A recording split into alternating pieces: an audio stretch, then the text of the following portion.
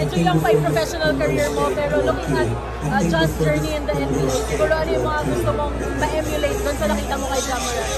Siguro yung hard work niya, consistent niya, kasi makikita naman natin sa NBA na siya na injury, and then bumalik na. So, alam mo, marami din siya pinagdaanan, pero ganito pa rin siya. Tumutulong, bigay inspiration sa mga bata, pupunta kung saan para alam mo yung makita niya na, alam mo yun, pwede, posible. And obviously, coming from an injury as well nung earlier in your career, siguro, did you put, parang nakita mo yung sarili mo sa nangyari din kay Ja? Oo naman. Kasi siyempre, pag-player ka, may mga tips ka na pinag-player. So, may parang pinagdaanan nila. So, siyempre, sa si Ja Morant, and alam mo yun, sobrang happy ko na dito sa Manila.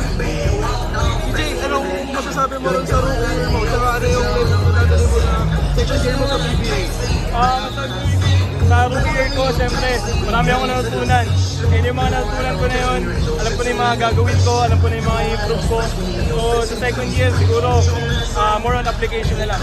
Ano yung pinaka nakikita mo kailangan mo pang i-improve para... Puro katawan, ito, nagpa-dagdag akong katawan, plus 5 kilos. Kasi kailangan ko yung depensa, and depensa talaga yung mga pinatutunan ko.